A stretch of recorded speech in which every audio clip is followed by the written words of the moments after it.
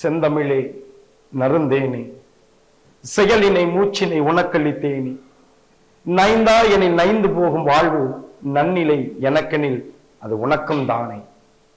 தாய்மொழியாம் தமிழை வணங்கி அன்பார்ந்த மாணவர்களுக்கும் தகைசால் ஆசிரியர் பெருமக்களுக்கும் அன்பான வணக்கங்கள். உலக பொதுமறையாம் திருக்குறள் 133 அதிகாரங்களை உடையது. எல்லாம் நாம் அறிந்தவையே. உலக பொதுமறையாம் திருக்குறள் 133 அதிகாரங்களை உடையது. அந்த 133 அதிகாரங்களில் ஒரே ஒரு அதிகாரத்தை மட்டும் உலக வல்லுநர்களும் உலக ஞானிகளும் உலக தத்துவ நிபுணர்களும் இந்த உலகத்தில் வெற்றி பெற துடிக்கக்கூடிய இளம் வாலிபர்களும் அறிவியல் புலம் சார்ந்தவர்களும் தமிழ் புலம் சார்ந்த கவிஞர்களும் பார்த்து பார்த்து வியப்பளிக்கக்கூடிய ஒரு அதிகாரம் உண்டு. அந்த அதிகாரத்தின் வழியாக தான் வள்ளுவன் தினமும் வெல்கிறான். அந்த அதிகாரம் என்னவென்று யாராலும் யூகிக்க முடிகிறதா? அந்த அதிகாரம் தான் காலம் அறிதல். ஆம், 1330 கோள்களையும் ஒட்டுமொத்த ஒரே தங்கத்தட்டில் வைத்திருக்கிறான் வள்ளுவன் என்றால் அது காலம் அறிதல் என்கிற ஒரே ஒரு அதிகாரத்தில் மட்டும்தான். காலத்தையும் நேரத்தையும் அறிந்து எவன் செயல்படுகிறானோ அவனே இந்த உலகத்தில் வெற்றி என்பதை பெறுகிறான். வள்ளுவனுடைய காலம் அறிதல் என்கிற அதிகாரத்தில் 10 குறள்கள் இருப்பினும் 10 குறள்களும் 10 யுகங்களுக்கு சமம். ஒவ்வொரு குறள்களும் ஒவ்வொரு யுகத்தை எடுத்து காட்டக்கூடியவை. அதில் ஒரே ஒரு குறள் பாருங்களேன். ஞானம் கருதினும் கைகூடும், காலம் கருதி இடத்தால் செய்கிறான்.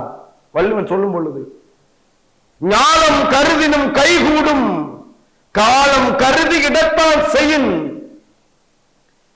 அப்ப வள்ளுவன் சொல்வது என்னன்னு தெரியுதுங்களா? இந்த உலகத்தையே, ஞானம்னா உலகம், இந்த உலகத்தையே ஆள நினைத்தாலும் இந்த உலகத்தையே வெல்ல நினைத்தாலும் வெல்ல முடியும். எப்பொழுது? அதற்கான காலத்தை அறிந்து நீ செயல்பட்டால் இந்த உலகத்தையே நீ ஆள நினைத்தாலும் ஆளலாம் என்கிறான் வள்ளுவன். அங்குதான் வள்ளுவன் வெல்கிறான். உலக தலை சிறந்த வீராங்கனை எல்லாம் தெரியும், யாம் அறிந்தவை. உலக தலை சிறந்த வீராங்கனை உசைன் போல்ட் அவர்கள் தன்னுடைய வெற்றியை பதிவு செய்கிற இடத்தில் சொல்லுகிறார், வெற்றி பெறுவது என்பது எளிது அப்படிங்கிறார். வெற்றி பெறுவது என்பது எளிது, ஆனால் அதற்காக செய்யக்கூடிய முயற்சி கடுமையாக இருந்தால் வெற்றி பெறுவது எளிது என்கிறார். அந்த வெற்றி என்பது எங்கிருந்து தனக்கு அது கிடைக்கப்படுகிறது அப்படின்னா, காலத்தையும் நேரத்தையும் எப்பொழுது அவன் அறிந்து செயல்படுகிறானோ அப்பொழுதுதான் என்னால் அந்த வெற்றியை பெற முடிந்தது என்பதை தலை சிறந்த வீராங்கனை உசைன் போல்ட் அவர்கள் அங்கு பதிவு செய்கிறார். அந்த பதிவு செய்கிற இடத்தில் வள்ளுவன் வெல்கிறான்.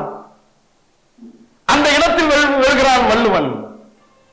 ஆகையால் காலத்தையும் நேரத்தையும் அறிந்து செயல்படுங்கள். இறுதியாக ஒன்றே ஒன்று, வெற்றியை நோக்கிடு, வெற்றுரையை தூக்கிலிடு, புத்தகமாய் இருந்திடு, புதியதை படைத்திடு, சத்தம் பேசாது, நட்டம் வந்து சேரும், நம்பிடு நூலினை, நாளை நமதே. ஆகையால் வள்ளுவன் வழி வாழ்வோம். வள்ளுவனுடைய வாய்மொழியாம் 1330 குறள்களையும் படிக்காமல் போனாலும் சரி, அந்த 1330 குறள்களையும் தங்கத்தட்டில் ஒரு அதிகாரமாக வைத்திருக்கிறான் வள்ளுவன். காலம் அறிதல் என்கிற அதிகாரத்தின் வழியாக அந்த அதிகாரத்தின் வழியாவது வாழ்வோம், வாழ்க்கையில் வெற்றி பெறுவோம். நன்றி, வணக்கம்.